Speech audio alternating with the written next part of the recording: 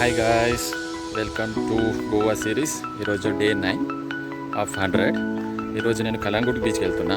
యాక్చువల్గా నిన్ననే కలంగుట్ బీచ్ది పోస్ట్ చేసినా కదా, కానీ దాంట్లో ఒకటి చెప్పడం మర్చిపోయినా అనమాట. వీడియో కూడా అప్లోడ్ చేయడం మర్చిపోయినా. ఏంటి అంటే కలంగుట్కి ఒక పెద్ద స్టోరీ ఉంది. అంటే కలంగుట్ బీచ్ వరల్డ్లో ఎందుకు ఫేమస్ అయ్యింది అని. స్టోరీ ఏంటంటే యాక్చువల్గా 1960లో కలంగుట్ అనేది ఒకటి చిన్న ఫిషింగ్ విలేజ్ అనమాట. ఆ ఫిషింగ్ విలేజ్కి ఒక హిప్పీ అనే పర్సన్ వచ్చిండు అనమాట.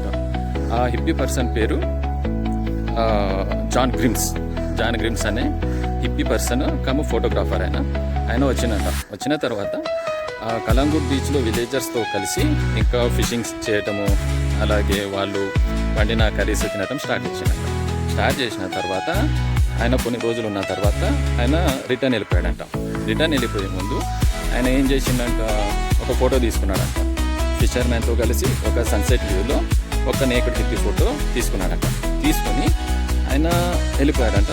ఆ ఫోటో అనేది లైఫ్ మ్యాగజైన్ ఆర్టికల్లో పబ్లిష్ అయింది. దాని తర్వాత పబ్లిష్ అయిన తర్వాత అప్పుడు అందరూ షాక్ అయినారంట. ఎలా షాక్ అయినంటే ఆ మ్యాగజైన్ వల్ల అందరికీ తెలిసిపోయింది ఎలా గోవాలో ఒక ఫ్రీ బీచ్ ఉందని. అప్పుడు డైలీ ఒక్క టూరిస్ట్ ఉండే ప్లేస్లో కమ్సే కమ్ ఇంకా 1000 మంది 500 మంది రావడం స్టార్ట్ చేసిండ్రంట. ఇది ఎప్పుడు జరిగింది? ఆఫ్టర్ 1 year తర్వాత, అంటే 1966 నుంచి 1975 ఆ మధ్య ఎరాలో ఈ వర్డ్ అనేది బాగా ఫేమస్ అయినట్టు. గోవా ద న్యూ ప్యారడైజ్ అని ఆర్టికల్ పబ్లిష్ అవ్వటం వల్ల బాగా ఫేమస్ అయింది. సో అప్పటి నుండి ఇంకా గోవాలో ఉన్న లోకల్స్ ఉంటారు కదా, కలంగుట్ లోకల్స్, అప్పుడు ఏం చేసిందంట, విలేజర్స్ బాగా వస్తున్నారని, ఫారినర్స్ కూడా బాగా వస్తున్నారని ఏం చేసిండ్రంట, వాళ్ళు షాక్స్ బోట్స్ ఏవైతే ఉంటాయో బోట్స్ను పక్కన పెట్టేసి షాక్స్ కూడా కట్టడం స్టార్ట్ చేసిండ్రంట. దాని తర్వాత ఫిష్ కర్రీ ఏదైతే ఉందో ₹2 అమ్మటం స్టార్ట్ చేసిండ్రంట. అలా అమ్మటం స్టార్ట్ చేసిన తర్వాత ఇంకా టూరిస్ట్ కూడా పెరగటం చాలా ఎక్కువైపోయిందంట. ఇంకా దానితో వాళ్ళ లైఫ్ అనేది టోటల్ కంప్లీట్గా చేంజ్ అయిపోయిందంట. ఇంకా వాళ్ళకి ఇంకొకటి మెయిన్ ప్రాబ్లం ఏమొచ్చిందంటే, అప్పుడు ఈ హిప్పీస్ వాళ్ళు ఉన్నారు కదా, హిప్పీస్ వాళ్ళతో ఒక చిన్న ప్రాబ్లం వచ్చింది. ఎక్కువగా టూరిస్టే వస్తున్నారు కదా, వీళ్ళతో కొంచెం ప్రాబ్లంగా ఉంది, ఏం చేయాలి అని ఆలోచిస్తూ ఉండగా వీళ్ళతో కలిసి బిజినెస్ అయినా చేయాలి, లేకపోతే వీళ్ళని ఎలాగైనా రిటర్న్ అయినా పంపించాలి, లేకపోతే ప్రాబ్లం అవుతుంది అని అనుకొని వాళ్ళు ఏం డిసైడ్ చేసుకున్నారు, బిజినెస్ చేయటము డిసైడ్ చేసుకున్నారంట. వాళ్ళతో కలిసి బిజినెస్ చేయటము బాగా వచ్చిన తర్వాత ఇంకా గోవాలో కలంగుట్ బీచ్ అనేది ఇంకా ఫేమస్ అయిందంట. అప్పట్లోనే 1972, 1975 ఎరాలోనే కలంగుట్ లోకల్స్ ఎవరైతే ఉంటారో, ఓకేనా, అప్పుడే వాళ్ళు కరోడ్పతి అయ్యిండ్రంట. ఇదండి చిన్న స్టోరీ. అందుకే కలంగుట్ అనేది heart of Goa, Calangute beach అనేది. దట్టు కలంగుట్ బీచ్ ఏదైతే ఉందో గోవాలో ఉన్న బీచెస్ అన్నిటికీ కూడా క్వీన్ అనమాట. అందుకే ఇక్కడ వచ్చిన ప్రతి ఒక్కరు ఫస్ట్ ఏదైతే బీచ్కి వెళ్తారంటే అది కలంగుట్ బీచ్. ఇదండి ఒక చిన్న స్టోరీ.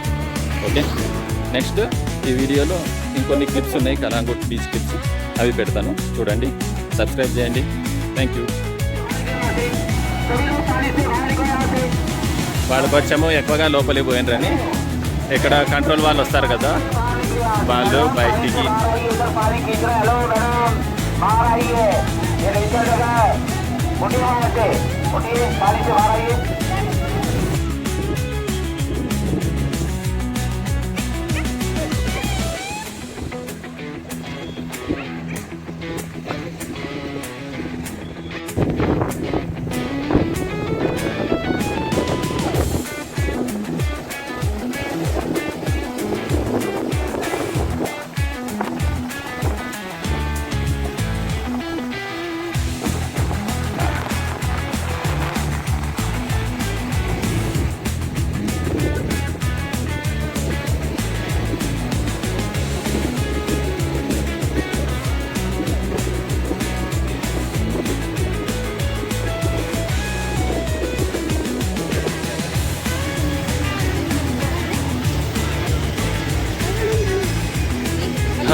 బయటికి వచ్చేసిన. ఇక్కడ బ్యాగ్స్ కనిపిస్తాయి కదా, తీసుకోవచ్చండి, బాగుంటాయి బ్యాగ్స్. ఎందుకు తీసుకోవచ్చు, ఎందుకు బాగుంటాయి అంటే కనుక, ఓకే, ఇలాంటి క్వాలిటీస్ మళ్ళీ రావు అంతే. ఇది గోవా వైబ్ అని అమ్మేస్తారు కానీ బాగానే ఉంటాయి అన్నీ.